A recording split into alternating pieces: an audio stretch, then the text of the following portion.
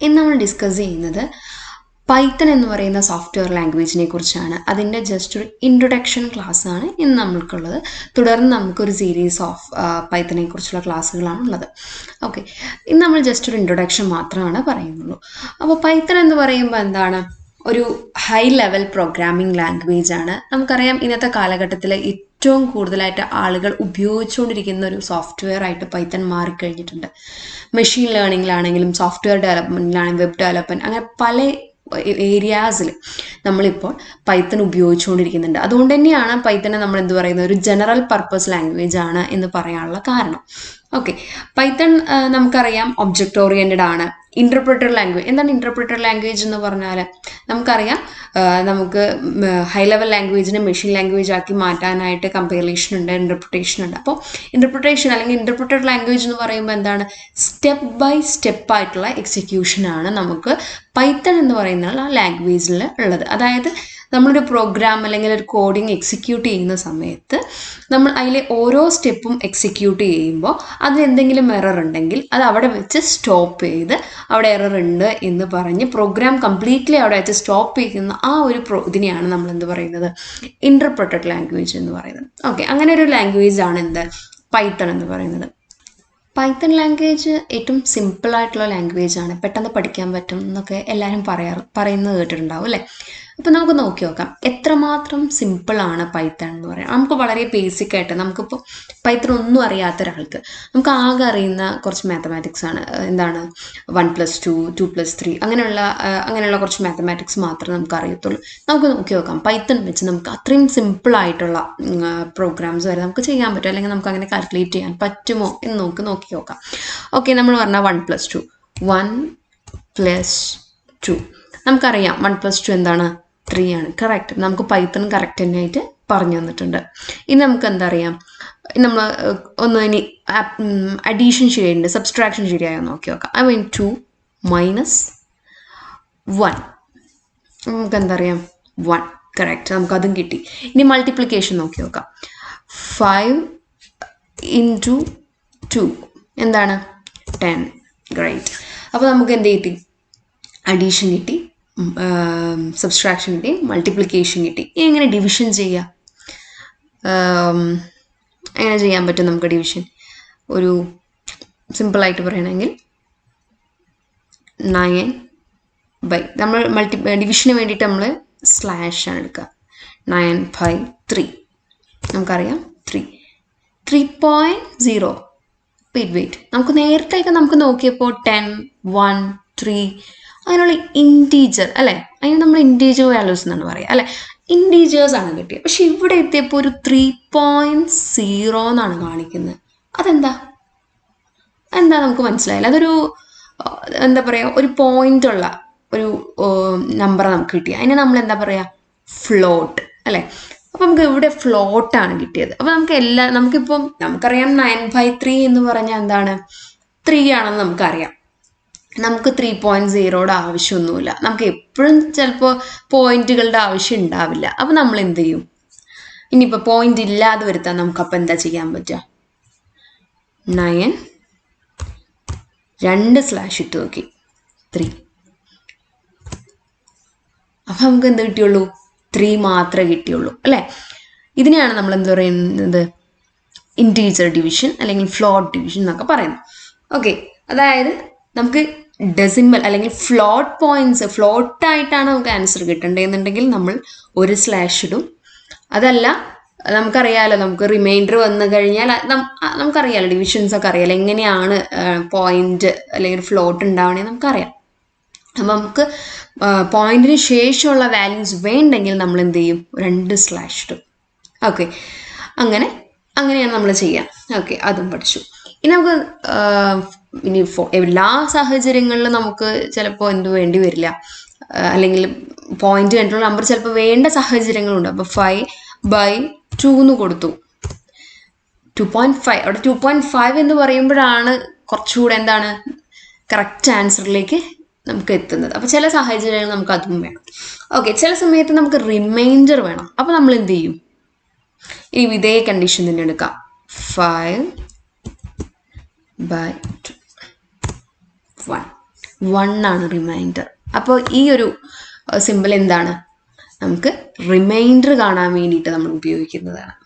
Okay, ഇനി നമുക്കിപ്പോൾ എന്താ, പ്ലസ് ആയി, മൈനസ് ആയി, മൾട്ടിപ്ലിക്കേഷൻ ആയി, ഡിവിഷൻ ആയി, പിന്നെ ഡിവിഷൻ പോയിന്റ് ഇല്ലാണ്ടായി, പിന്നെ അതുപോലെ തന്നെ റിമൈൻഡർ കാണാനായി. ഇനി നമുക്ക് എന്ത് ചെയ്യാൻ പറ്റും? അടുത്തത് ഇനി നമുക്കറിയുന്ന വേറെ ഉള്ള കാര്യം എന്താ? ഇനി നമുക്കറിയുന്ന പവറാണ് അല്ലേ. അപ്പോൾ പവറിന് മുന്നേ നമുക്ക് വേറെ കാര്യം ചെയ്യാം. ഒരു 3 into 3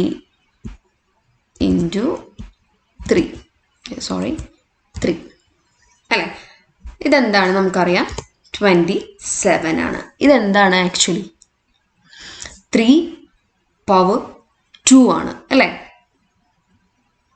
പവർ 2 ആണോ? അല്ല, പവർ 3 ആണ് അല്ലേ. അപ്പോൾ നമുക്കറിയാം 3 പവർ 3. ഇത് നമുക്ക് ഇതിനെ 3 into 3 into 3 into 3 അങ്ങനെ നമുക്ക് കൊടുക്കുന്നതിനേക്കാൾ എളുപ്പം എന്താണ്? പവറിൻ്റെ സിമ്പിൾ വെച്ച് കൊടുക്കുന്നതാണ്. അത് നമുക്ക് എങ്ങനെ കൊടുക്കാൻ പറ്റും? 3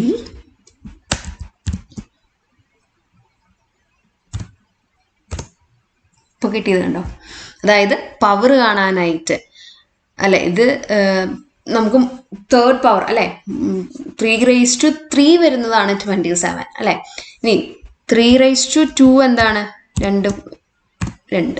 അപ്പം നമുക്ക് റൈസ് ടു എന്ന് പറഞ്ഞിട്ട് ഏത് നമ്പറാണോ നമ്മൾ കൊടുക്കാൻ ഉദ്ദേശിക്കുന്നത് അതാണ് നമ്മളിവിടെ കൊടുക്കേണ്ടത്. അപ്പോൾ 9 അല്ലേ.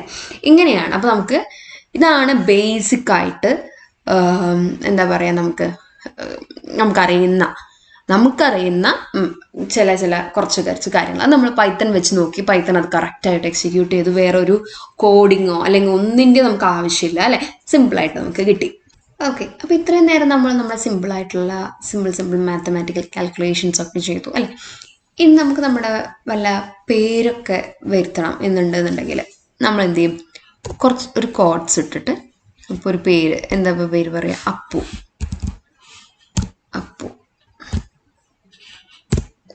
യെസ്, അപ്പു എന്ന് പറഞ്ഞ പേര് അവിടെ ടൈപ്പ് ചെയ്ത് വന്നു അല്ലേ. വേറൊരു കളറിലാണ്, പക്ഷെ ടൈപ്പ് ചെയ്ത് വന്നിട്ടുണ്ട്. നമുക്കിതുപോലെ ഇതേപോലെ വരുത്താൻ വേറൊരു മാർഗമുണ്ട്. അതിനാണ് നമ്മുടെ പൈത്തണിലോ ഇൻബിൽറ്റ് ആയിട്ടുള്ളൊരു ഫംഗ്ഷനാണ് എന്ത്? പ്രിൻ്റ് എന്ന് പറയുന്ന ഫംഗ്ഷൻ. പ്രിൻ്റ് എന്ന് പറഞ്ഞാൽ നമ്മൾ എഴുതി, എന്നിട്ട് എന്ത് കൊടുക്കണം? കോഡ്സിൽ അപ്പു. ഈ പ്രിൻ്റ് എന്ന് പറഞ്ഞ ഫംഗ്ഷൻ്റെ റൂളാണ് എന്ത്? ബ്രാക്കറ്റ് ഉണ്ടായിരിക്കണം, കോഡ്സ് ഉണ്ടായിരിക്കണം. അത് single code or double code എന്താണെങ്കിലും കുഴപ്പമില്ല. Okay, print Appu. ഇപ്പം ആദ്യം നമ്മൾ അപ്പു എന്ന് പ്രിൻ്റ് ചെയ്തപ്പോഴും ഇപ്പം അപ്പു എന്ന് പ്രിൻ്റ് ചെയ്തപ്പോഴും ഉണ്ടായ വ്യത്യാസം എന്താണ്? നമ്മൾ ജസ്റ്റ് കോഡ്സിൽ അപ്പു എന്ന് പ്രിൻ്റ് ചെയ്തപ്പോൾ നമുക്ക് കിട്ടിയത് എന്തുതന്നെയാണ്? കോഡ്സിലുള്ള അപ്പു ആണ്. പക്ഷെ നമ്മളിവിടെ പ്രിൻ്റിൽ അപ്പു എന്ന് പറഞ്ഞിട്ട് കൊടുത്തപ്പോൾ എന്താ നമുക്ക് വന്നത്? കോഡ്സ് ഇല്ലാതെ അപ്പു എന്ന് മാത്രം നമുക്ക് വന്നു അല്ലേ. അപ്പോൾ നമ്മൾ പറഞ്ഞു പ്രിൻ്റ് എന്ന് പറയുന്ന ഒരു ഓപ്ഷനിൽ നമ്മൾ എന്ത് കൊടുത്താലും വരും എന്ന് പറഞ്ഞു. നമുക്ക് സിംഗിൾ കോഡ്സിൽ നോക്കി, നമുക്ക് ഇനി ഡബിൾ കോഡ്സിൽ നോക്കി നോക്കാം. ഡബിൾ കോഡ്സ് ഇട്ടു അപ്പു. യെസ്, സെയിം തന്നെ. ഇനി നമുക്ക് വേറൊരു കാര്യം നോക്കി നോക്കാം. പ്രിൻ്റ് എന്ന് പറഞ്ഞ ഫംഗ്ഷൻ തന്നെയാണ്.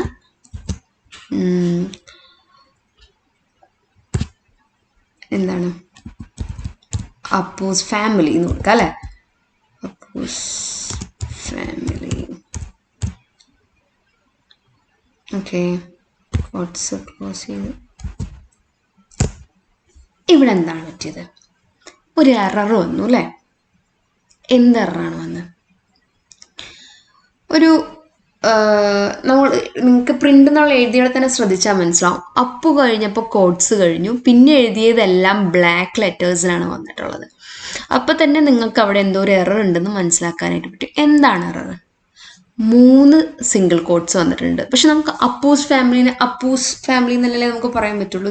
നമ്മളിങ്ങനെ എന്താ പറയുക, അപ്പോസ്ട്രോഫീനെ നമ്മളിങ്ങനെ ഒരു സിംഗിൾ കോട്ട് ഇട്ടിട്ടാണ്, അങ്ങനത്തെ ഒരു ഇതിലിട്ടിട്ടാണ് നമ്മൾ പഠിച്ചിട്ടുള്ളത് അല്ലേ. അപ്പം ഇങ്ങനെയുള്ള സാഹചര്യത്തിൽ നമ്മൾ എന്ത് ചെയ്യും? പൈത്തണിൽ എറർ വരാതിരിക്കാൻ വേണ്ടിയിട്ട് എന്ത് ചെയ്യും? എന്തൊക്കെ നമുക്ക് ചെയ്യാനായിട്ട് പറ്റും? ഓക്കെ, വേണമെങ്കിൽ നമുക്ക് ഇങ്ങനെ കൊടുക്കാം. പ്രിൻ്റ് നമുക്ക് ഇത് കൊടുത്ത്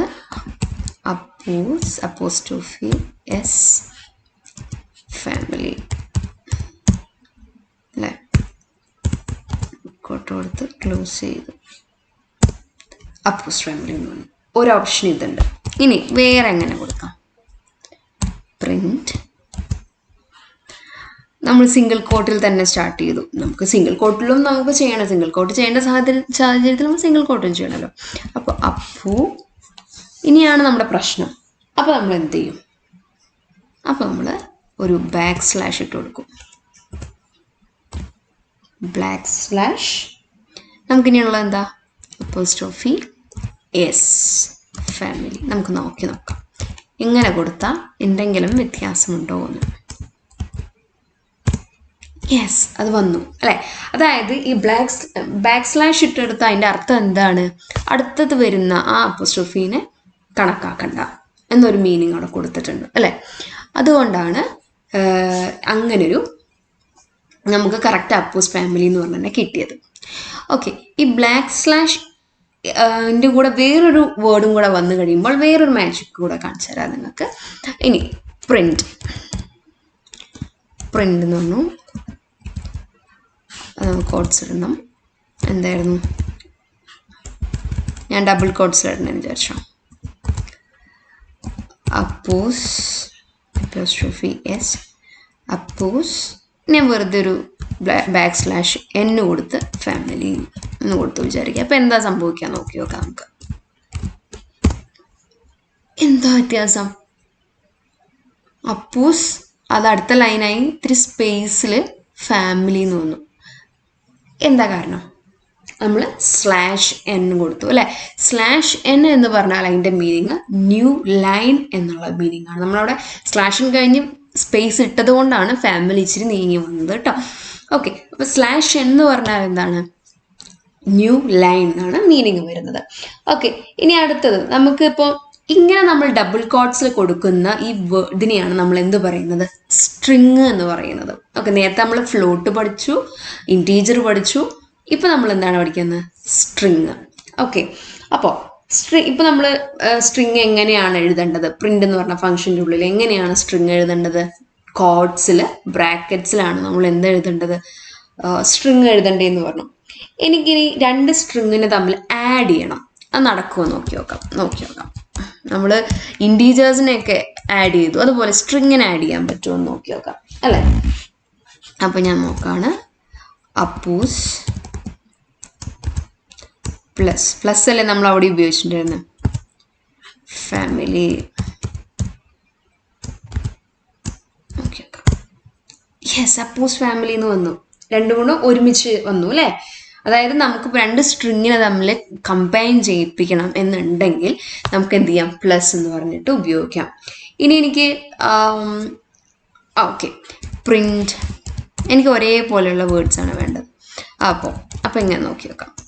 പ്രിന്റ് അപ്പൂസ്.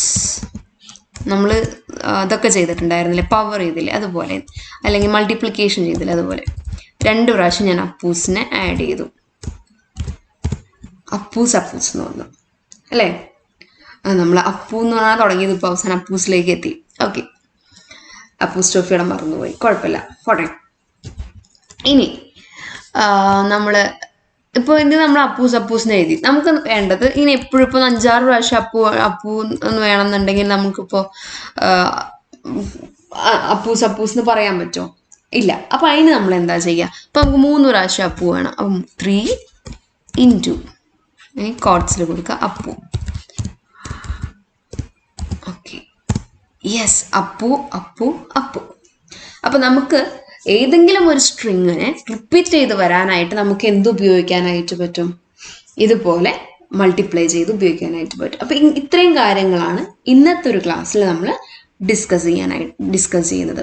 ഓക്കെ, അടുത്ത ക്ലാസ്സിൽ നമുക്ക് വേറൊരു ടോപ്പിക്കുമായിട്ട്, അതായത് ഇതിൻ്റെ കണ്ടിന്യൂഷൻ ആയിട്ടുള്ള വളരെ ബേസിക് ആയിട്ടുള്ള പൈത്തനെ കുറിച്ചായിരിക്കും നമ്മൾ ഡിസ്കസ് ചെയ്യുന്നത്.